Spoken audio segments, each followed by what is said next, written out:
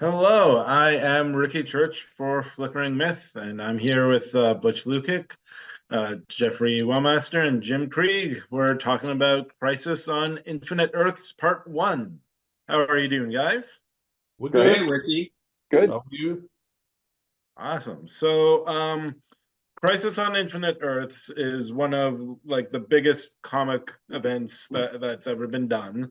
What is it like for you guys to adapt this huge story into like an ambitious three-part movie? Well, it was challenging, as you can imagine. Yeah. Um, well, the trick was we couldn't do a one for one adaptation because the world of DC Comics in 1985 was very different than the one today. We didn't really have to address uh, Anthro, the Cave Boy, or Orion, or there were certain characters that were being pushed at the time that are not are footnotes now. Oh my gosh, I just offended all the Anthro fans. Dusty's coming after me. And the other thing is there's a way that you read comics that they come out monthly, and your brain sort of fills in the details of what happened in between the two issues, and so that kind of gets lost. Um, the other element is we kind of wanted to break it up so each movie is very different, and Mhm. so we didn't want to see the anti-monitor's face in movie one, and well, I don't want to drop. You're probably going to see the anti-monitor coming up, but uh, we wanted each movie to feel completely different and also of a piece. So Well, yeah, you don't want to just watch our the same main movie. reason Mhm. why we're doing it the way we have to do it is cinematically. The comic book doesn't work in majority of the time cinematically. So, we also have to tie in with everything Tomorrowverse that we did before. So there were Mhm. certain characters that needed to come up into the Crisis storyline that weren't there before. So again, majority of what we ended up doing, and Jim had to go through uh, the original Crisis book and really try to figure out what are the best points that we have to, definitely put in and use, which we have, that the fans should be happy about, but to create a linear storyline that's going to work for us, story In wise. some ways, you kind of use the covers as a guide. A lot of times, what you remember Yeah. more about Crisis are the comic book covers. Like, oh, that was a huge moment, and this was a huge moment. So we kind of, in some ways, built Mhm. to those images. Yeah, I mean, that was really the beginning. It's like, well, we have to have those major points. And again, we figured, we knew we were going to get to Crisis at least 5 years ago when we pre-planned all the 10 movies we were going to do, because there was Yeah. always a dictate with doing 10 movies and we're finished. And they wanted Mhm. to finish with the Crisis movie, which initially I didn't want to do because it's a too big a responsibility and too much work. Too many Uh, characters. yeah, too many Yeah. characters. Hmm. But that's what we had to do, and we did it. And now I'm pretty good, feel pretty good about it. Majority of it, I don't know about some of it, but most of it's pretty good. Mhm. Jeff, right? Yeah, I think it's really strong, and seeing it, the reactions now, it's good to know that people are reading what we were going for. Mhm. Yeah, awesome. Like you said, Butch, this is like the culmination of the Tomorrowverse. Um, and it's been years in the making, like you said. So, at what point did this kind of, like you guys alluded to, like it's such a huge story. At what point did it become like a two-part movie or a three-part movie? When did you guys decide that? And how do Well, you feel now that the Tomorrowverse is ending? well, they did tell us when I said five, I can't do it for less than five. They said no, you got to do it in three. So that's where Jim and was really like, oh yeah, we can do it in three. And it was just a matter of going through the first few movies. where are we going to start tying in what's going to become Crisis? So that really wasn't planned. It's kind of like once we started figuring out the stories for the first 5 movies, then it was like, oh, wait a minute, this guy we can use as so-and-so later in Crisis, or this character. Yeah, there So was a that was lot all of kind of reverse like, engineering. We knew that we were going to Yeah. build. Once we knew we had 3 Crisis movies, and we basically knew we had 10 movies total and a couple shorts.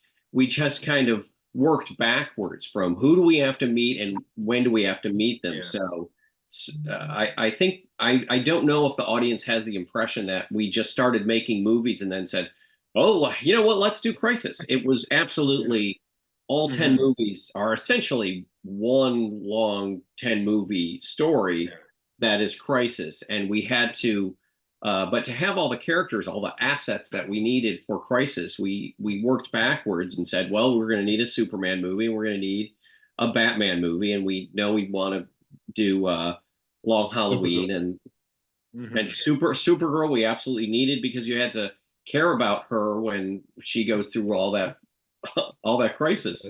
And the Flash too. And so all of those movies, in some ways the titles are misleading, because yes, it's a Justice Society movie, but it's also a Wonder Woman movie, and it's a Legion movie, but it's also kind of a Supergirl movie. They were all people we needed to know and care about by the time the Monitor shows up. Yeah. Like I heard Butch say, like, and like what you've said, Jim, that a lot of the movies, they're like kind of focused on like one character, like the Justice Society, like you guys said, is a Wonder Woman and Flash movie. This is also a very Flash centric movie, and a lot of people say that, like, he's a big fan favorite, and a lot of people say that he's like the heart of the DC universe. Why do you think that is, and why is he kind of the central hero of this part? Mainly, again, I mean, he opens up the whole key to where we actually find out that there's a multiverse. So that was the main purpose originally in the second movie or third movie, Justice Society, where he finds out there are other universes. He's also he's got a sense of humor. The Flash is funny and lighthearted, and as much as we love the Trinity, they can be a little bit serious as a heart attack. And the other thing that most people know about Crisis on Infinite Earths is that's where Barry Allen dies. That's I think it says it on one of the issue covers. So that's not a spoiler alert. But those are the big things. So it's kind of his movie. The first one has to be his movie.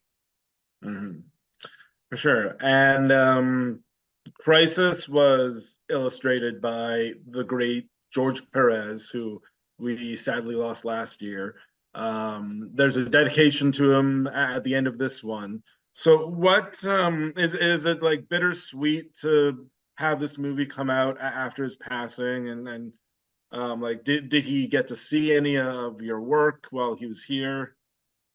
Well, he actually saw what Jim met with him and Marv Wolfman. I couldn't go because I had COVID at the time, but he showed them examples of what we were doing with the style leading up to where they got to Crisis. We hadn't even done anything on Crisis yet, and they were totally happy with it. And what Jim explained to them where we're going to go with their version of their story, Crisis, and how we were going to approach it, which at the time, I think it's where Jim was starting to figure out how to make this a 3-parter, and obviously make part 1 central to the Flash, and also the Kurt Vonnegut, Slaughterhouse 5 element that Jim put in to kind of time slip all the way through that first movie.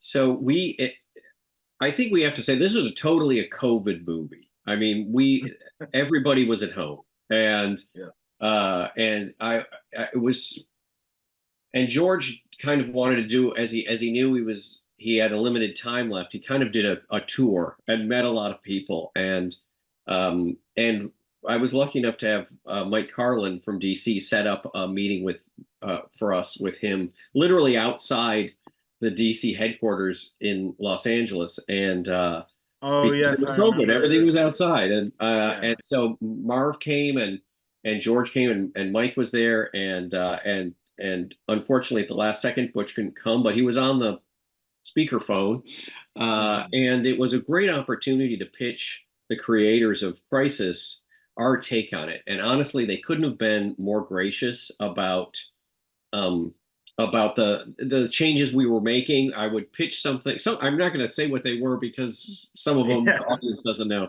But I would say that we're thinking of doing this, and they'd go, oh yeah, that's very clever.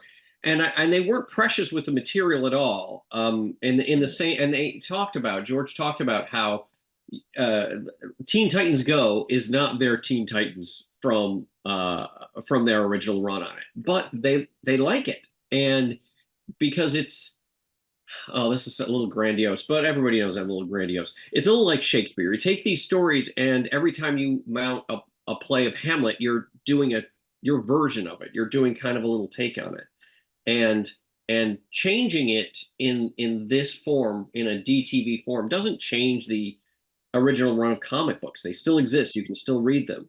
This is just sort of an interpretation for a modern audience, and with the limitations of the medium that we have, Okay. such. Well, thank you very much, guys, for speaking with me. I really enjoyed the movie, and I'm looking forward to parts 1 and 2. So, Criss, the trailer drops tomorrow. We're supposed to say the trailer drops. Part 2 drops tomorrow. That's what we say. We say it drops. Awesome. And the 4K and Blu-ray comes out next week. All right. Thank you very much, 23rd. guys. Yeah. Thank you. All right, thank you.